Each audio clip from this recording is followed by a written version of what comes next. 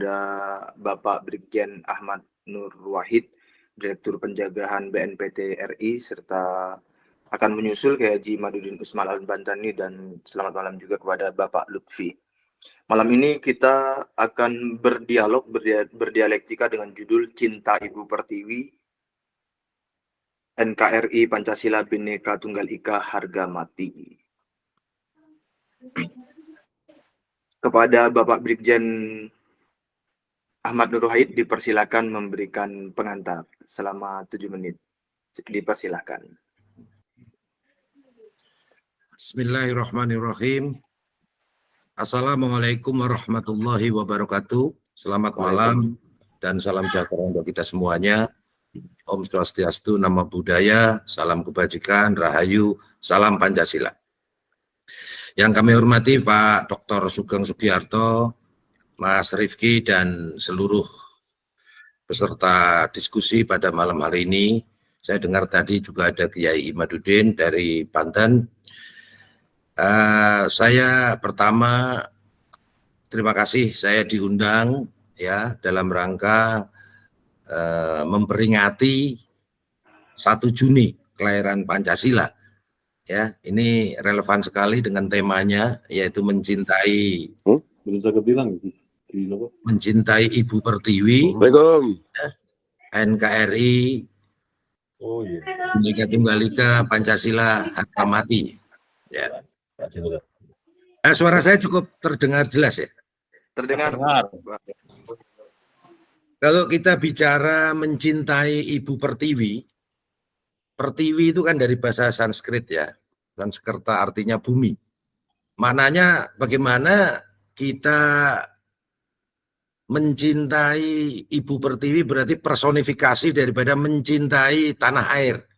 Di mana kita dilahirkan dari bapak ibu kandung kita yang makan, minum, bernapas ya di tanah air ya, dan insya Allah kita lahir dan mati nanti juga di tanah air kita. Jadi kalau saya mengatakan apakah mencintai Ibu Pertiwi itu hukumnya wajib, bagi setiap warga negara hukumnya wajib, baik itu dari perspektif agama maupun perspektif hukum.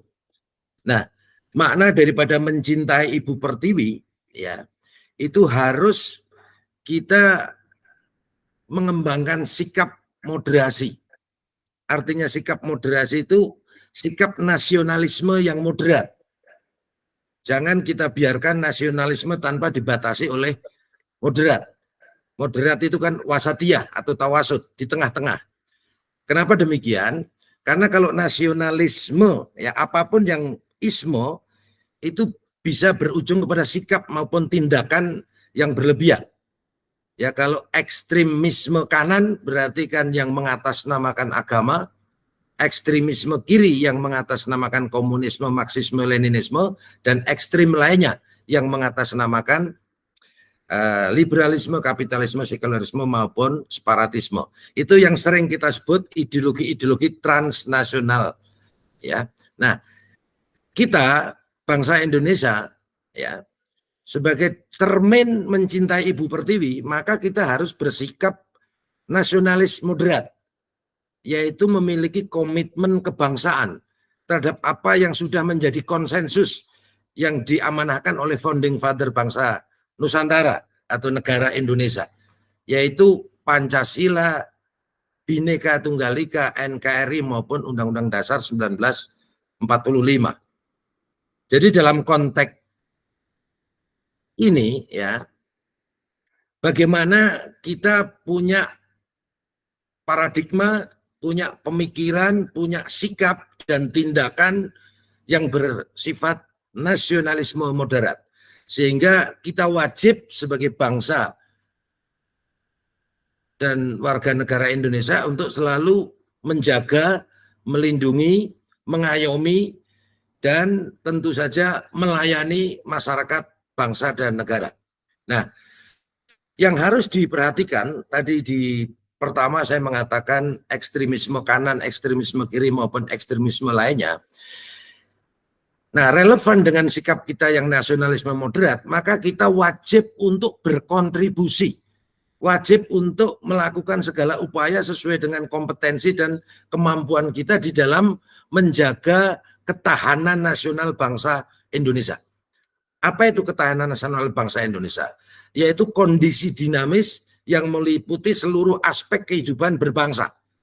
Mulai dari ideologi, politik, sosial, budaya, ekonomi, hukum maupun pertahanan keamanan, atau sering disingkat IPOLEK Sosbud Hankam. Jadi kita wajib berkontribusi, wajib ikut menjaga, mempertahankan ataupun bertindak ya dalam koridor hukum tentunya untuk bagaimana kita menjaga ketahanan nasional bangsa Indonesia tadi. Supaya apa? Supaya ketahanan nasional bangsa kita itu menjadi kuat, menjadi ulet, menjadi tangguh terhadap segala ancaman, tantangan, hambatan, gangguan, baik dari dalam negeri maupun dari luar negeri, baik material maupun spiritual, yang bisa membahayakan terhadap keutuhan NKRI, membahayakan terhadap kelangsungan pembangunan bangsa Indonesia, maupun membahayakan terhadap eksistensi ideologi negara, dasar negara, pemersatu bangsa, yaitu Pancasila. Ya, prinsipnya itu. Dan yang harus diwaspadai oleh kita semuanya, ya, seseorang atau bangsa yang memiliki sikap moderat atau nasionalisme moderat, maka mereka harus mewaspadai terhadap strategi-strategi yang dikembangkan yang merupakan cermin daripada neokolonialisme. Termasuk dalam konteks ini sesuai dengan kompetensi saya di bidang penanggulangan terorisme. Ya, yang tentunya kalau kita bicara terorisme itu adalah bicara hilirnya, bukan tujuannya. Ya, terorisme itu bukan tujuan, tetapi hanya sebagai salah satu bentuk propaganda untuk mencapai tujuan. Tujuannya tentunya adalah gerakan politik kekuasaan. Nah, dalam konteks terorisme kanan di sini, maupun terorisme kiri maupun terorisme lainnya, ini yang mengganggu ketahanan nasional bangsa Indonesia. Nah, ini yang harus kita waspadai bersama. Apa saja strategi-strategi yang dikembangkan oleh ideologi-ideologi transnasional tadi, baik transnasional kanan, kiri maupun lainnya. Yang pertama, yang kanan. Yang kanan ini biasanya mereka memanipulasi, mendistorsi, mempolitisasi, dan mengideologisasi agama, apapun agamanya. Tapi yang harus kita catat ya, dan harus kita pahami bersama bahwa sejatinya tidak ada radikalisme, ekstremisme maupun terorisme, ya, tidak ada kaitannya dengan agama apapun. Ya, kalau ada orang mengkaitkan itu bukan pada agama, tetapi pada oknum umat beragama yang salah dan menyimpang dalam memahami dan mengamalkan agamanya. Dan biasanya ini menunggangi agama yang menjadi mayoritas di suatu negara atau di suatu wilayah. Kebetulan di Indonesia itu mayoritas secara nasional itu adalah beragama Islam, sehingga teroris-teroris atau kaum radikalis yang kami tangani itu KTP-nya Muslim. Nah, jadi itu. Jadi kalau para ulama mendefinisikan tentang ekstremisme dalam Islam atau dalam agama itu adalah paham atau ideologi yang dibangun di atas manipulasi dan distorsi Islam atau distorsi agama. Nah, kemudian yang kedua yang harus diwaspadai juga, mereka kelompok-kelompok neokolonialisme itu, mereka menghilangkan, menyesatkan, dan membiaskan sejarah bangsa. Sehingga hilang jati diri sebagai bangsa, kehormatan, kebanggaan sebagai bangsa. Kemudian yang ketiga, mereka menghancurkan budaya, tradisi, dan kearifan lokal suatu bangsa. Baru yang keempat, mereka memecah belah dengan mengadu domba di antara anak bangsa, dengan menyebar isu-isu sara, isu-isu Islamofobia, isu-isu yang lainnya, yang intinya bagaimana suatu negara atau bangsa itu bisa konflik. Nah, kalau ditarik dari pasca kemerdekaan ya, pasca Perang Dunia Kedua, itu kan berdiri PBB, praktis tidak ada kolonialisme kecuali Israel ya tahun 48 berdiri. Nah, sehingga negara-negara bekas jajahan dalam konteks ini termasuk Indonesia, ya, merdeka kemudian bangkit membangun bangsanya, membangun jiwa nasionalisme bangsanya, ya. Seluruh negara-negara yang baru merdeka pasti dia akan membangun jiwa nasionalismenya setelah sekian lama dijajah. Kemudian kaum kolonial atau negara-negara adidaya adikuasa tentunya tidak akan rela melepaskan superioritas maupun hegemoni. Tetapi mereka tidak mungkin secara teritorial dia melakukan kolonialisme. Maka yang mereka lakukan adalah membuat, kemudian mengembangkan dan menyebarluaskan ideologi-ideologi transnasional tadi.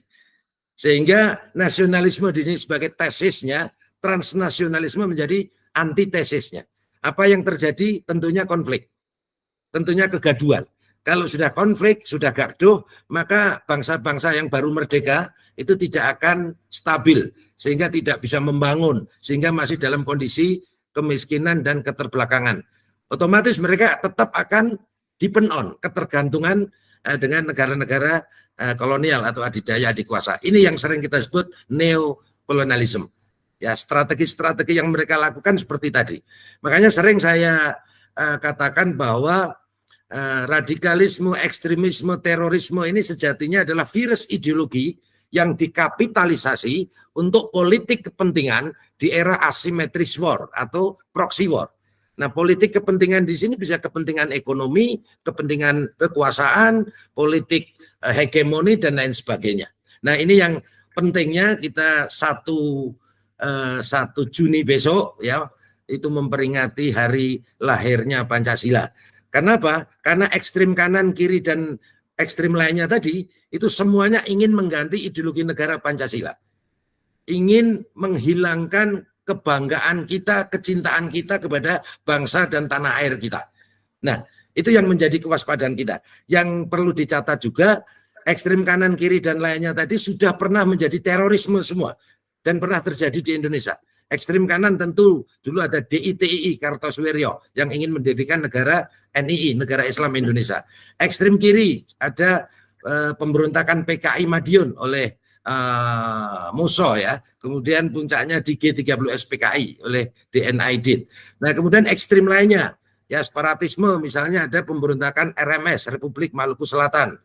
Kemudian ada gerakan Aceh Merdeka. Kemudian sekarang masih berlangsung itu untuk OPM, ya, Organisasi Papua Merdeka, maupun pemberontakan PRRI Permesta yang ingin membangun radikal liberalisme maupun kapitalisme dan lain sebagainya. Dan kesemuanya itu ingin mengganti ideologi negara Pancasila. Sehingga sebagai kesimpulan menjadi wajib bagi kita dalam rangka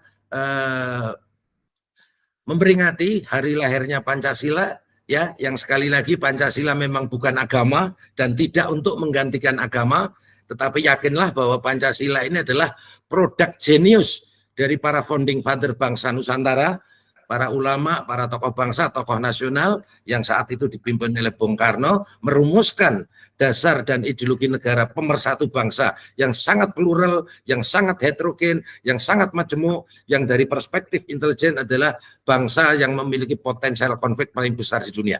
Dan ternyata dengan Pancasila sampai detik ini, ya, kita masih eksis, negara kita masih bersatu, dan tentunya kita ingin mewujudkan cita-cita bangsa Indonesia yang yaitu yang pertama melindungi segenap bangsa dan seluruh tumpah darah Indonesia, yang kedua memajukan kesejahteraan umum, yang ketiga mencerdaskan kehidupan bangsa, dan tentunya yang keempat ikut melaksanakan ketertiban dunia berdasarkan kemerdekaan, perdamaian abadi, dan keadilan sosial. Saya kira gitu sementara. Terima kasih. Baik, terima kasih Jenderal Nur Wahid. Kami ucapkan selamat datang pada Tubagus Mogi Nur Satya dan Gus Fuad Pleret. Kepada Gus Fuad standby tidak, ya? Mik. Gus Fuad, mik. Nah. Ya. Assalamualaikum. Salam Pancasila. Salam Pancasila. Gus Fuad, ini judul kita malam ini Cinta Ibu Pertiwi.